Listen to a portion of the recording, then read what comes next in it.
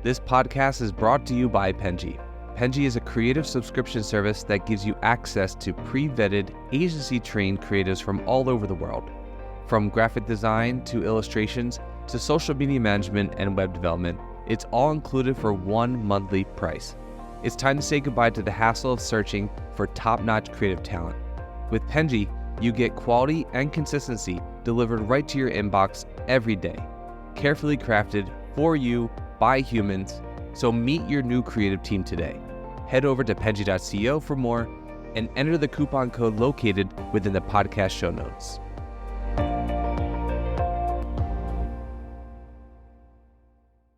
Alrighty, hello everyone, and welcome to the Fully Managed Podcast, the podcast where we discuss marketing and business tips to help assist you on your business journey. I'm your host, Shannon, Penji's partnership coordinator, and I'm joined here today with a very special guest, Holly Medwood from Monarch Social Media. Thank you so much for coming on with me today. Thank you for having me. I really appreciate that. All right. Could you just start by telling us a little bit about yourself? You could share a fun fact. I love a fun fact. Your work and how you kind of got to this point in your career. Oh, okay. Fun fact: I'm a plant mom of 37 plants. So that's a fun one. When I have off time from social media, I like to do things that are not related to the screen. How I got into my work? It's a weird story. I was going to school to become a writer. So I wanted to become a novelist, and to practice the craft of writing during university, I had a blog. It was going back 14, 15 years ago now. So it was before influencer was a job.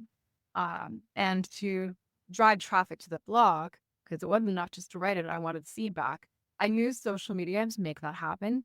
And what ended up happening was a local business took notice of what I was able to do. I was being invited to events and campaigns and launches to cover whatever they were promoting. And that's when the TrevorPath.com took notice and said to me, "Can you do this for us? We'll pay you." So it was really the beginning of social media as an industry. I did a short internship with a little boutique agency, took this position. At the time, I was working about 3 jobs to put myself through school. And so I was sitting in class writing tweets for this paid position. And my professor goes, "Holly, if you don't pay attention in class, you're never going to get paid as a writer." And I just looked at him and I said, "I am being paid as a writer." And it was just this massive light bulb moment to go, "Oh, then I don't need the institution and to voluntarily and work around the clock just to pay for this. In order to be paid as a writer, I can do this on my own." And that is how my career started. I quit university after that semester and continuous growth ever since. I love hearing that. I also worked 3 jobs in college. So one, I love hearing that because it just reminds me of me. It is really hard. And for someone who personally, I didn't use my degree, I thought it was helpful. And I really like school personally, but I am one who acknowledges that it is not for everyone. And I think that they could very easily modify it to be for more people, but they don't. Um, But yeah, I completely understand how much of a struggle it is to maintain doing studies, pay for it, and then also pay for everything else that you have to pay for during that time. But it's incredible that you found out what you wanted to do at least through that process Yep. and figuring out everything. Yeah, I was very lucky in my career. Yeah. So wait, so how did you kind of what was the inspiration for starting Monarch Social Media? Because you kind of talked about the jobs you had, but what made this become? So it was kind of a series of events, to be honest. I, took this job with this company, ended up having businesses say, "Hey, can you do this for us?" So I started freelancing, and then I had a hotel company say, "Hey, can you come in-house and do this for 7 hotels?"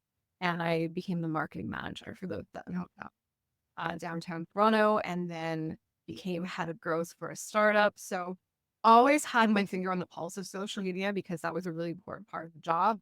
But, in the past 6 years before starting this agency, a lot of my skill set was towards the other marketing disciplines to learn full digital strategy and to execute in those roles.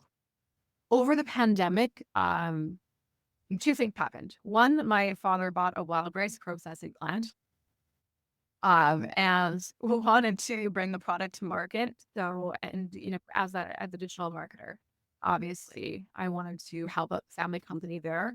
And the up one was when everything locked down, and the lockdowns were quite severe in Canada. So all these businesses had to physically close their location and rip operations online. That was a really hard transition for businesses. So in my off hours, I was giving away consulting advice for free. And because I track my time like any agency owner does, I realized I gave away over $30,000 in consulting for free. Yeah. And I had a company say, hey, can you manage their social media? And I always said if I was ever to go back into just the business of social media, it would be from the agency perspective and to create an agency model that is very ethical towards the people that work in that industry. Yeah, because in social media, all of it burnout. It's a really demanding job. People think it's really easy, but it's not. A lot of times we lose really good talent from this industry because they're burnt out or the expectations are completely unrealistic. Sorry, I didn't mean to interrupt you. No, I completely agree with that, and that actually begs my next question. Being so heavily involved in social media, how do you kind of provide a healthy balance for yourself when being so consumed in it? Like how do you have any systems that you put in place? Yeah. You probably met my sentence. It's actually something I'm really passionate about because, again, in my industry, especially days like today, where it's the US election and social media is crazy. It's really, really mentally draining on social media managers because we see all of it. When you're in this industry, you see the good, the bad, and the ugly, and a lot of it is bad and ugly. And not to mention just the expectation of the job and having to switch between a communication brain, a creative brain, and an analytical brain. What we've done at the agency is actually separate those roles. So our communication team only talks to people online. That's their full job. All day long, talking to our clients, community members or followers. We must use that word. And then our creative team curates and create the content for the platforms. And then strategy and analytics looks at the data, what is working, what is not, adjusts strategy, reports it to the client, and that kind of how the ecosystem works from an agency perspective. In terms of as a social media professional, there's a lot that you actually need to do in terms of practices and routines in your own life. So, for example, I do not start my morning by picking up my phone. I start my morning with a cup of coffee and what I call a junk book, like a binge reading book, romantasy, like give me the most nerdiest book possible and not because it's enjoyable. Yeah. I'm not just jumping into the chaos that is social media first thing. Cold exposure is a big one for me, though I do ice bath every day. I know it sounds insane, but it helps. No, not at all. I actually used to do ice baths a lot when I was a teenager, which is really interesting. I was very stressed. You know the benefit of it. It's not, honestly, I think at the time I didn't. I don't know why I was doing it. I'm gonna be honest. Like I just distinctly remember having a long phase of my life where I did do that. It releases a lot of that stress. And I recommend it to anybody who's dealing with a high level of anxiety or stress in their life. Do this rush of really good endorphins and just has all these benefits that really ground you. Work hours are work hours, so boundaries are really important. Social media doesn't sleep, but we do. So we are accessible to clients Monday to Friday, 9 to 5. All accounts are monitored over evenings and weekends, and they have an emergency request form. So if there is an emergency defined by a troll attack, natural disaster, or hacking, you have that form and it notifies, one of us on the team immediately. Something's wrong, and then we go deal with the issue.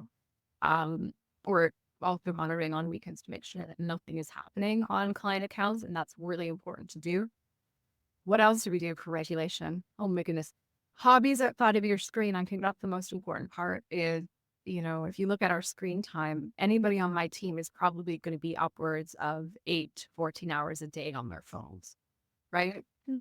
Well, you have to find hobbies that have nothing to do with your phone. I myself, cooking, plants, crocheting, yoga, Pilates, walking my dog. All of those things are really important for me to keep the mental health in check and to not burn out because it's very easy to do when you work. Yeah, I thank you, one, because I think that these are always I like asking this question, especially for social media marketers, because I think that this is helpful to anyone because social media is something that is very difficult for the average person to overconsume. Um, and I love looking for advice for it for myself, but then also I think that anyone that is watching it would be incredibly helpful for. I do really like the systems that you have in place that you mentioned about the emergency line because I think that's extremely helpful for clients to know that they can do that, but it's nice that you have kind of this barrier in between um knowing that you have these boundaries of you are not working during this time, but you understand that there are things that happen that like do need your Mhm. attention. Um, and what I also like the categories that you define as the different ones because that's also very funny because I do yeah, and it's understandable that everything actually does fall into the, but it's just funny to hear them out loud. Well, and that comes with experience of doing the job for going on 13 years now, doing this job. A lot of times, the newer social media managers will get sucked into that trap of it's a Saturday night, your clients posting or text messaging you and saying, "Why isn't this happening?" or "Why isn't this happening?" or "I have this idea," or "Can we?" And I mean, what work environment allows for that? Why would Mhm. allow social media to do that?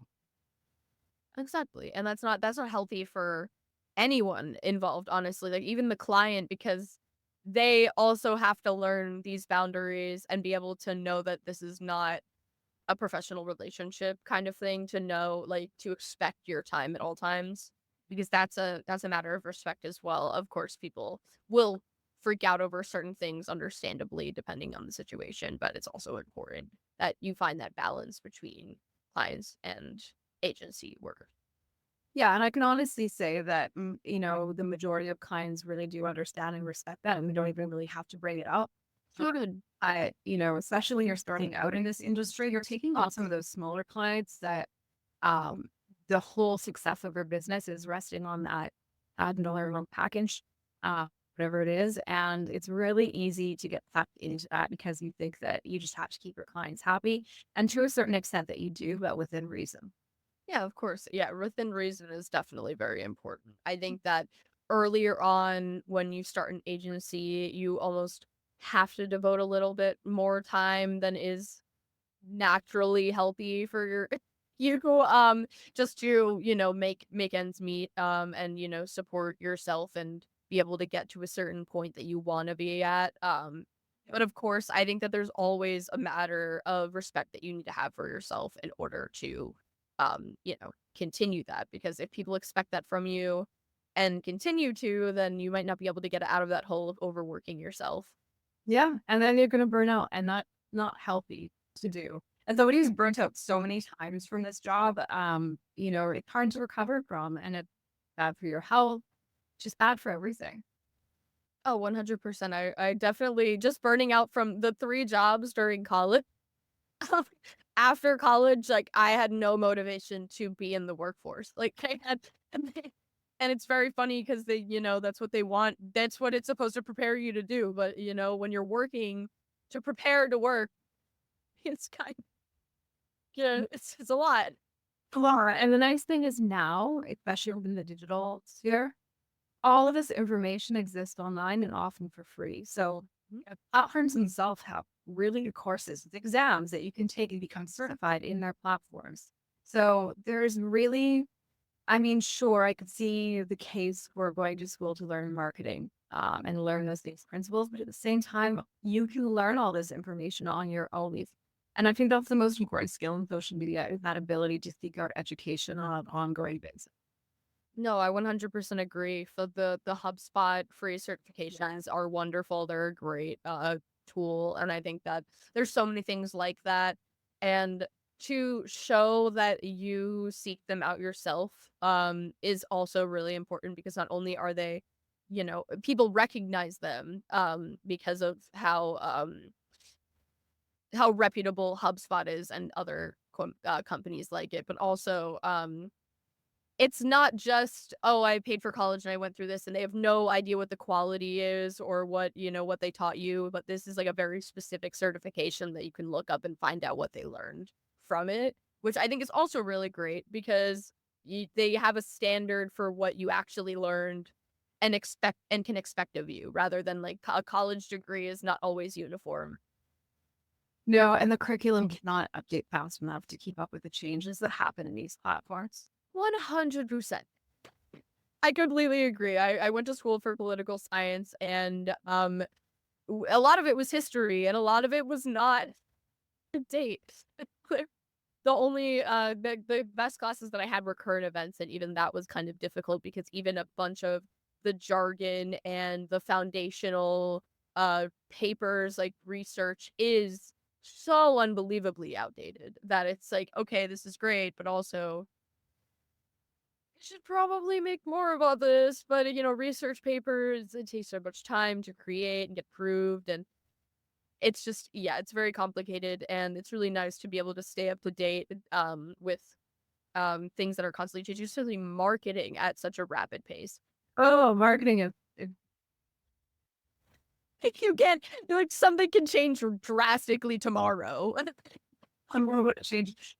Well, that's true. I mean, not only do platforms change the feature of the software with algorithms function, but the consumer patterns, especially within I always love seeing the traditional marketing try to copy social media trend, because they cannot do it in a timely way. I'll give you an example.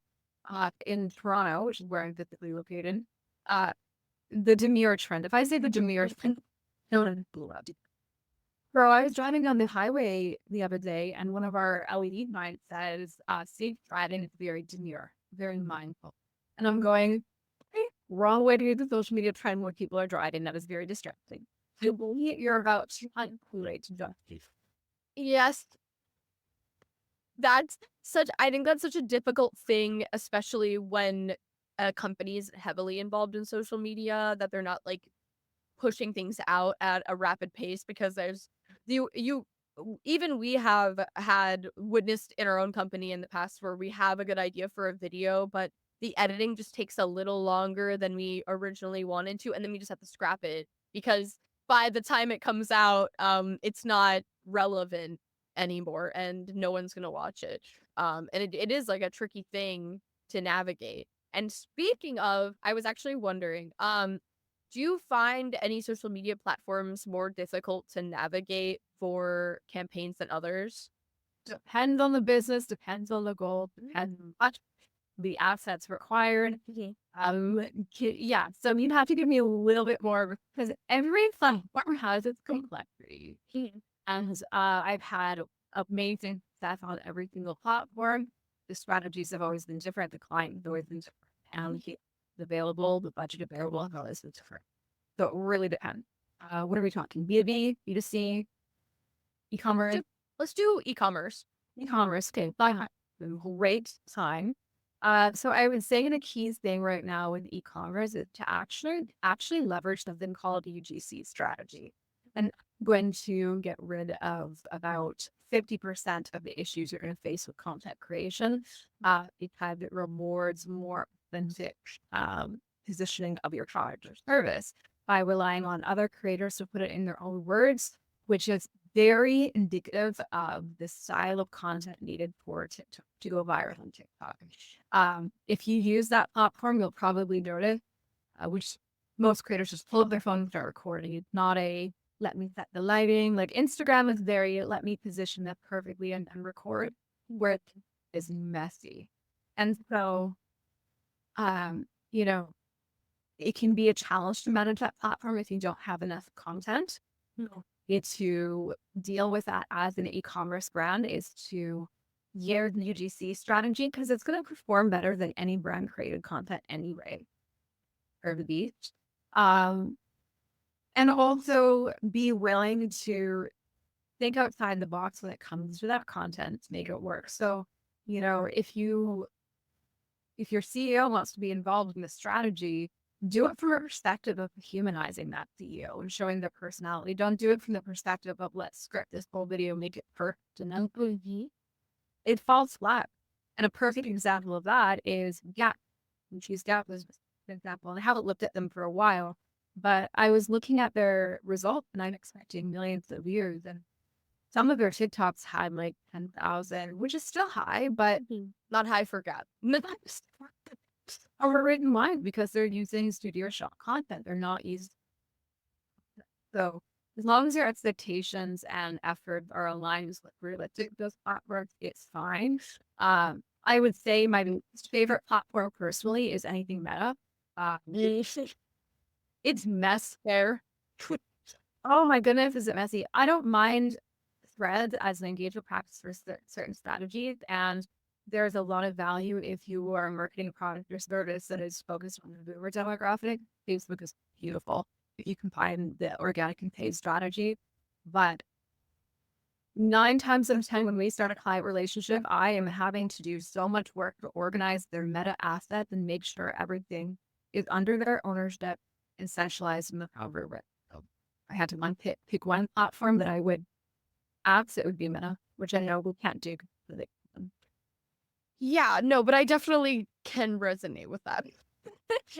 I also think what you said about TikTok is really interesting, because actually I was just thinking about this the other day with Gap, which is so funny. I noticed I got an Instagram ad for a Gap, and I thought that was very interesting because I think the last time I went to Gap, I was like maybe 13. And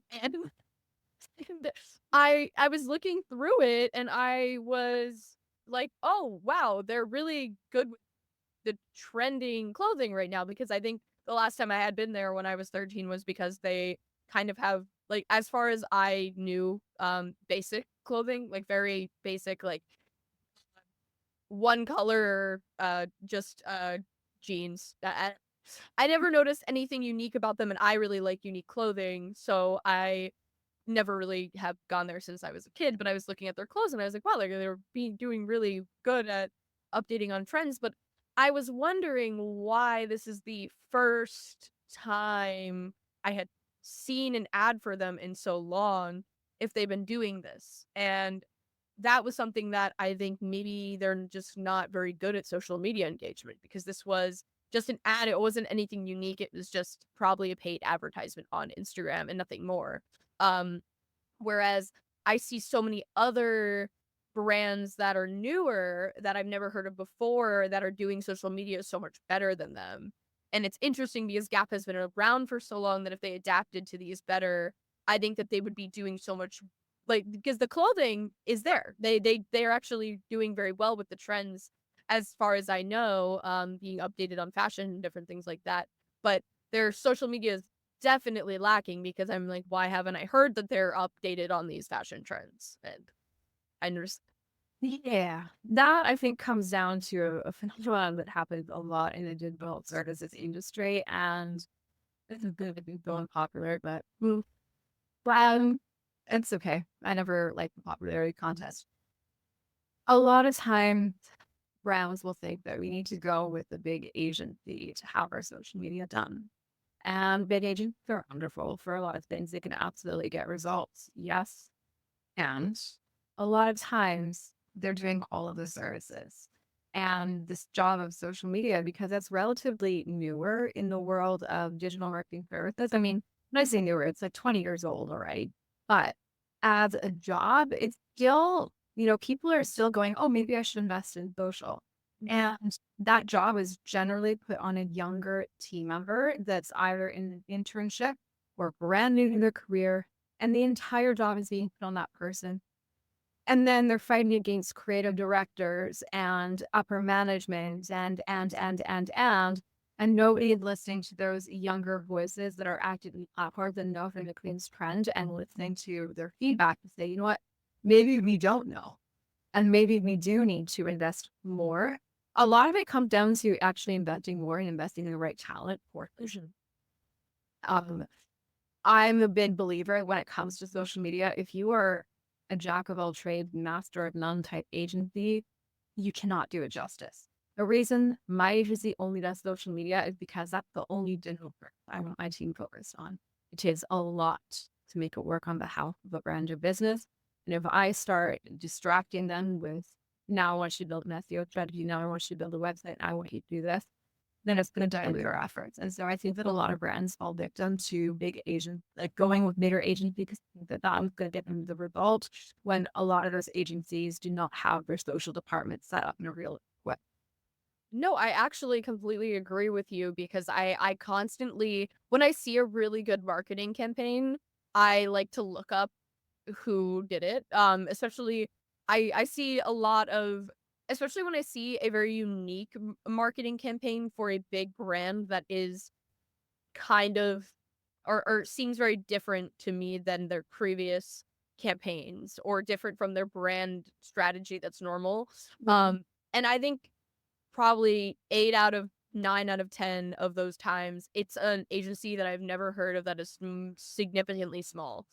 Um, and I think those are the best campaigns because I think that marketing is a gamble, and I think that smaller agencies a lot of the time are not smaller because they're not successful. They're smaller because they like to be that size. I think they're specialized so specifically that if they added more people, it wouldn't be as efficient. And I think that sometimes that just works in their favor. And I think that a lot of big brands don't want to risk working with a smaller agency because more they think it's more of a risk, but I don't believe that personally. I see a lot of great work. Yeah, from a seller. Thank you. Thanks for noticing that. And you're absolutely right. I think the thing that we all wish bigger brands understood is, listen, you have the agency that takes care of your branding. You have brand guidelines and key messaging and FAQs and all of the assets that we need to do our job well. Lean and mean social media teams are the ones that get results because it's all that we're focusing on. And is it a risk? Yeah, maybe, but it's more of a risk to let your competitor run with a unique strategy with that. Yeah. I think what it comes down to is, so I'm middle millennial. Huh? I graduated before I even had. Whereas, and the benefit that our specific generation has is we grew up with the internet. Like we literally grew and especially the social media platforms. We started with MySpace, MSN Messenger. We had blogs and zines, this good stuff. And, I remember when Facebook first came out, I was in high school, and one of my friends who's older than me, early adopter, because he was at one of the universities that it was rolled out to. So he was able to invite me early. And so we were really able to see the changes within the platforms, but we're also not just app-based, we're desktop-based. So we can, navigate between those two worlds very fluently. And it's not a knock on the other age demographic. I just think that we really understand this medium and how to make it work. And I have to give it to the Gen Zs. They come to the table with so much creativity. God, they're insane. They scare me over it all sometimes. Oh. But at the same time, I'll date one of our team members who is awesome. I was like, Catherine, what does this mean? And then she gives me a breakdown of the trend and what it means. At the beginning of summer, she needed to break down Brat's summer for me so I could really, really understand it. And I find myself even now dropping if somebody says, how's this going? Oh, my Gucci. I'm like, no, I don't say that. So, I think that they bring a lot of excitement to strategies, but also a lot of really good creativity. You just have to know how to work with Gen Z. And yeah, I think that's probably why with smaller agencies, because they're generally a little bit younger than older agencies. I just think that we have a perspective that you can't touch. No, I I definitely agree with that, and seeing the campaigns that smaller agencies have been able to do, I think are so incredible. I love seeing such a unique campaign out of a large like for a large corporation that is done by a smaller agency is my favorite thing to see because I people don't people are not normally looking up the agency that was in charge of doing a marketing campaign, enjoying the marketing campaign, and then they're gonna buy the product or whatever they're gonna do with it. But I think it's so fun to find out who was in charge of it because it's just it's so amazing to see who's able to create something so new and exciting. And I corporations I think fall into this pit a lot of being so catered to their brand and having this one identity that they don't like to go out of the box a lot, but I think that the campaigns that do the best are doing that. And they think that they're doing that sometimes, but the larger agencies are also thinking inside the box because they're so used to catering so heavily to a brand, especially old brands like Coca-Cola. Um there's something unique that I see marketing campaign wise for them because they don't have to. They're brownish. People have been addicted to them since the beginning of time. Well, it's absolutely brand. But let me bring up an example of a smaller creator within the beverage industry that I think has run one of the best campaign, and I think I know what you're gonna say. Craft Mix. Oh no! Okay. Continue. So, sometimes you will have a negative thing happen with your brand association, but if you want to see the best crisis management response that turned into an insane amount of sale, Sunny the Craft Mix Seneca that just happened a few months ago. And a lot we did name spoilers, but that social media manager handled the communication, handled the response to the community. I never knew about the brand until that happened, until a larger influencer kind of like honestly trashed them for no reason. And this is another subject that I'm like so passionate about, which is prioritizing our smaller creators, UGC creators, and micro influencers, because they have so much power and it is untapped. And sure, vanity metric like 1 million followers, so impressive. But if nobody engages and nobody is converting, then you don't have influence. You just have a high number of followers behind your brand or your so yeah, I love the underdog. Love the underdog, and you can really see some amazing things happening on social media when you run strategy smart.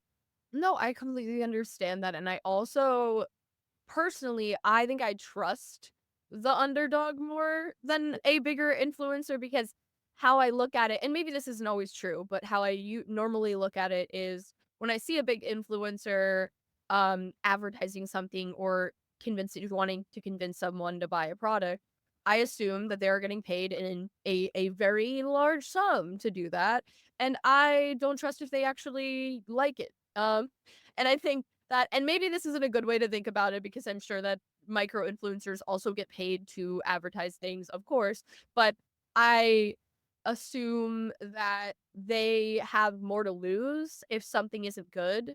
And I think that I trust them more because I assume that they actually like the product or they actually believe in the product when they advertise it. And I'm sure that there are many scenarios where that doesn't end up happening. People buy it and they hate it, and that of course probably happens. They're human. But I do trust that more because again, if a micro influencer campaigns for something and everyone hates it, then they might lose their entire following in the matter of like 2 days. Whereas a huge influencer that's not going to happen. They might have a scandal and then a chunk of their following is gone, but they'll just build it back up quickly. I think yeah. So we're seeing this a lot in the beauty industry right now. So I'll give you a really timely example. Do you know who Nina Cool is? That sounds very familiar. I'm horrible with names. No, I social media now, so everybody is seeing what I see. Well, I'm Duvaruni. Yes, okay. I Duvaruni. So let's contrast her. She is an influencer, but she fell into it. She was a micro content creator and just created content that people want, which is what we're saying the beauty industry, essentially the exact same product in different packaging or maybe marketed for a different reason and that influence the brand. You contrast her against somebody like Michaela, and Yep, don't even have to. and the problem is like the mistake that a lot of these influencers are making. There was a video the other day about bags or things that I regret buying, and it's literally, Balenciaga bag, Louis Vuitton luggage, all this kind of stuff, and it's like nobody's resonating with that. Because they can't relate. No one has this kind of money. Kind of money, but show me somebody who's telling me that $5 cheesing cream is the same thing as this really primarily exact same ingredient and Mhm. exactly the same, and I'm gonna go, oh, you get my follow, you get my attention. And what she is doing right is she's very selectively choosing who she partners with. Um, the other thing with just influencers and content creators is the platforms are starting to reward them. In the US, you have the Creator Fund, so that is awesome. I think that creators deserve to be paid for the influence that they have, but also take it a step further. The future of this is within affiliate, which means that if I work with a micro creator or an influencer, the payment is going to be based on the influence, meaning that put an affiliate URL in your post and run an ad on that, and it takes off and it generates $1 million in sale, then you should be compensated a percentage of that. Why that be when you could earn so much more with percentage? That's where I think things are going in that age. Yeah, and I hope that they do that more. We have that situation because we also think that any affiliate should be rewarded for each person, not just yeah, it just doesn't make sense that you're doing so much work and you only get a flat fee for what you're doing. It just doesn't why. It has to be quantified in a way that makes more sense. The integration of affiliate with influencer and UGC strategy is the way forward.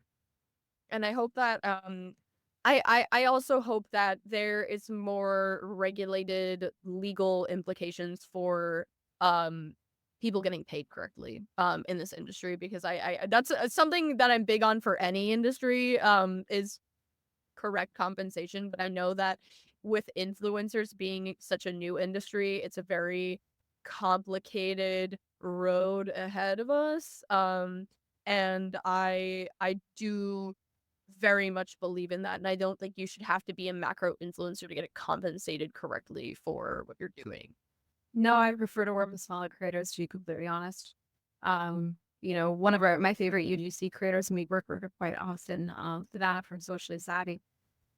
She turns down more brand deals than she takes. She really does want to align with something that she believes I in. love that.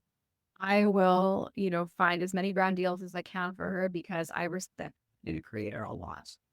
I 100% affect that. That's a big thing also that I really believe in is I want there to be some kind of standard for reviews. This is like slightly separate, but I there are so many fake reviews now. There's AI, and there's so easy to make fake reviews. And the influencers. The reason why I consume and trust more micro influencers than macro influencers is big around that idea of that. I feel like there's more justification. There's more there again more to lose, and that's why I believe them more of if they're like supporting a product.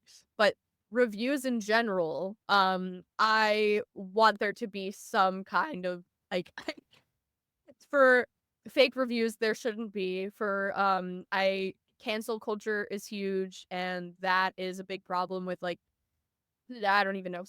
Everyone feels some type of way about cancel culture, but when an employee of a business gets in trouble about something and it's not really having to do with the business itself or what they stand for, and then they get hundreds of bad reviews on their Google because of one person that did something wrong, and then I just feel so badly for things when that happens, and I just wish that there was some kind of barrier in order for that to happen, and I hope that there's a lot more I don't know. I just hope that there's a lot more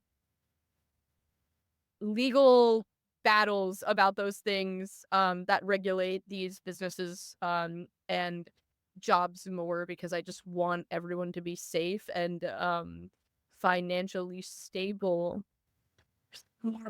Well, and I think that you're going to start to see that behavior diminish quite a bit. I know just based on what we're seeing in the platforms, because we use Instagram as an example. We get notifications on certain accounts that say these 700 and something create accounts are flagged for removal. So we'll see following drop for any of the brands who have bought followers, or if it could count bought accounts. So the platforms right now are cleaning out the fake account, which is I like that. it's what? You're also seeing brands and celebrities and influencers just drop in numbers, and that needs to happen because there needs to be honesty in this industry. In terms of cancel culture, I mean, an interesting one. I think that we need to have some critical thought. I guess the rule of thumb is if something makes you feel enraged online or really makes you feel some kind of negative emotional reaction, the first response that you should have is to question it. Probably intended to do that, to get you to click, to get you to engage. And, negative engagement as a strategy is a strategy. So as consumers, we need to be a lot more aware and use critical thinking a lot more when it comes to what you react to, what we get upset about. Yeah, because if an emotional reaction is there to content, it's probably meant to be. And, do your own research, really dig down into, click the link, go down a rabbit hole and see where it would lead genuine information.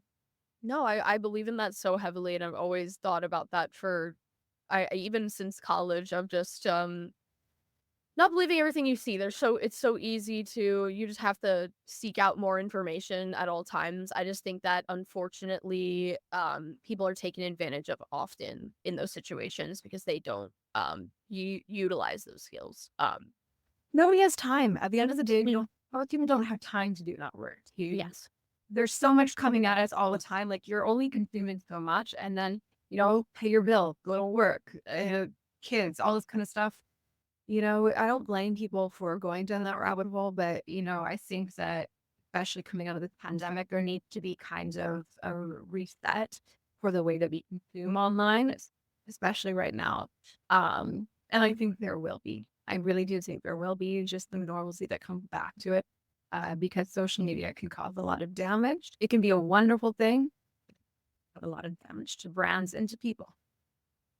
Well, I think that is a really wholesome and also slightly terrifying. No, but I think you made a good point. It's not. It can be damaging, but there's also I think that there's going to be a point where we do start regulating certain things, and I hope that that's what we lead to. But this is all the time we have for today. We're a little bit over, but I had a really great time, so I'm that's totally fine, and I really learned a lot. So thank you so much for coming on. My pleasure. I enjoyed the conversation. I appreciate that. And for everyone watching or listening at home, please don't forget to like and subscribe to see more stories like this and get to learn like I do. Thank you so much. You've been listening to Fully Managed, brought to you by Penji. Check out the show notes to learn more about today's guest, and to learn more about Penji, the human-first creative subscription service, head over to penji.co. And by the way, if you're still listening, it would mean the absolute world to us if you were to share this podcast with a friend, and of course, subscribe.